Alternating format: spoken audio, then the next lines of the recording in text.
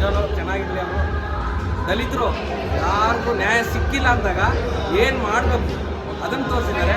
ಕಾನೂನಾತ್ಮಕವಾಗಿ ಏನು ಹೇಳ್ತಾ ಇದ್ದಾರೆ, ಕಾನೂನಾತ್ಮಕವಾಗಿ ಏನು ಮಾಡಬೇಕು ಅನ್ನೋದನ್ನು ತೋರಿಸಿದ್ದಾರೆ. ಚೆನ್ನಾಗಿದೆ. ಜೈ ಭೀಮ್ ಸಿನಿಮಾ ತುಂಬ ಚೆನ್ನಾಗಿ ಮಾಡಿದ್ದಾರೆ. ಎಲ್ಲರಿಗೂ ಒಳ್ಳೆಯದಾಗಿದೆ.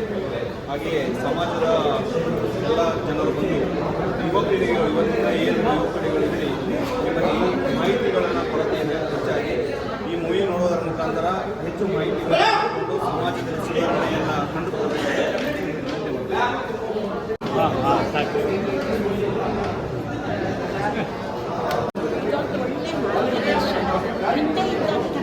ಜಾತಿ ಪದ್ಧತಿನೆಲ್ಲ ನಿರ್ಮೂಲ ಮಾಡೋಕ್ಕೆ ಈಗಲೂ ಇದೆ. ಆದರೆ ಅದನ್ನು ನಿರ್ಮೂಲ ಮಾಡೋಕ್ಕೆ ಅಂತ ವೀರರು ಹುಟ್ಟುಬಂದರೆ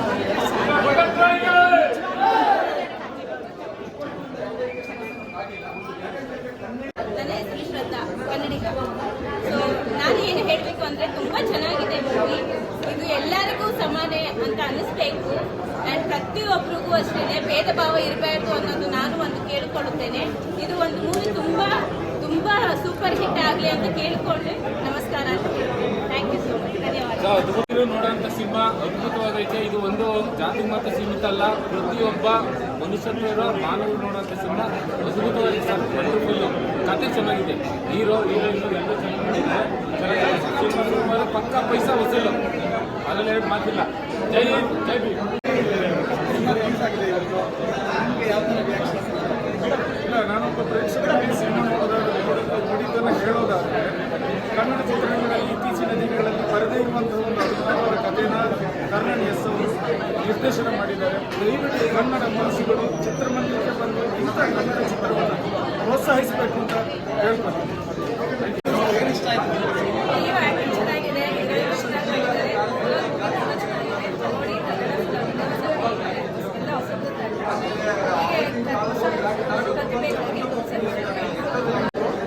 ಒಳ್ಳೆ ಅತ್ಯುತ್ತಮ ಚಿತ್ರ.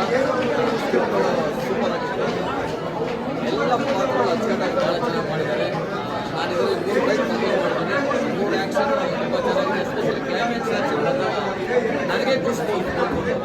ಮೈಯೆಲ್ಲ ಓಪನ್ ಇಟ್ಕೊಂಡು ಅಷ್ಟು ಅದ್ಭುತವಾಗಿ ಬಂದಿದೆ ಕ್ಲೈಮ್ಯಾಕ್ಸ್ ಆ್ಯಕ್ಷನ್. ಆರ್ಟಿಸ್ಟ್ ತುಂಬ ಚೆನ್ನಾಗಿ ಮಾಡಿದ್ದಾರೆ.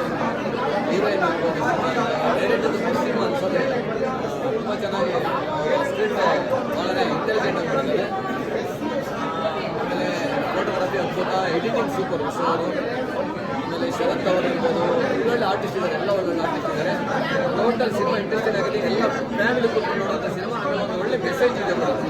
ಎಲ್ಲ ಈಕ್ವಲ್ ಆಗಿರ್ಬೋದು, ಎಲ್ಲ ಈಕ್ವಲ್. ಈ ದೇಶದಲ್ಲಿ ಎಲ್ಲರೂ ಈಕ್ವಲ್ ಆಗಬೇಕು, ಒಂದು ಸಮಾನತೆ ಬೇಕು ಅನ್ನೋದು ಸಿನಿಮಾದಲ್ಲಿ ತುಂಬ ಚೆನ್ನಾಗಿ ಕೊಟ್ಟಿದ್ದಾರೆ.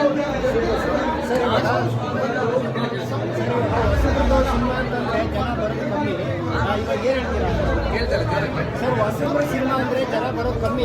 ಇವಾಗ ಅದ್ರ ಬಗ್ಗೆ ಇಲ್ಲ, ಜನ ಇಷ್ಟ ಆದರೆ ಜನ ಬರೋಲ್ಲ ಸರ್.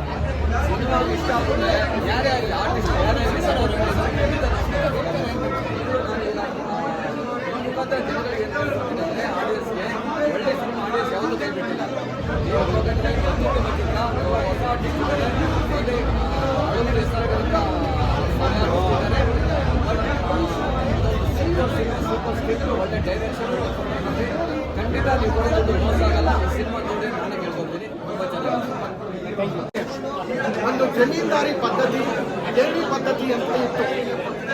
1000 ಎಕರೆ 100 ಎಕರೆ ಒಬ್ಬರು ಕಬ್ಜೆನಲ್ಲಿತ್ತು. ಅದರಲ್ಲಿ ಕುಡಿಯೋರಿಗೆ ಏನೇನು ಸಿಗ್ತಾ ಇರಲಿಲ್ಲ. ಬಡತನದಲ್ಲೇ ಬದುಕ್ತಾ ಇದ್ರು.